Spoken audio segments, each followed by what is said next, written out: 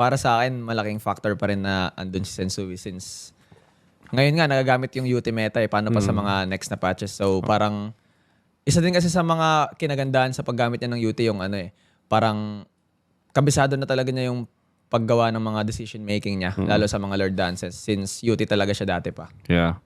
And you would say na mahirap gawin yan na maging specialist ng utility.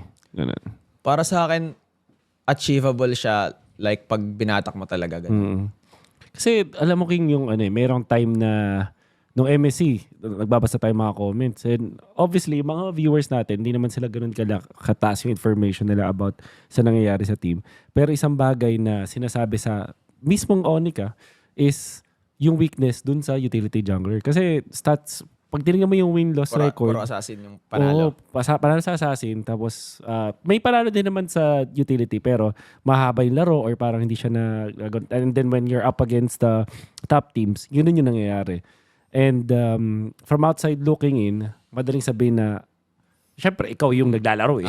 So siging ko, parang ang summary or ang synopsis ng mga tao. Assassin only. Ganun. Assassin only si King Kong. Ayan. So, I wonder what you feel about that. Lalo na kasi ngayon, kailangan magaling ka mag-utility.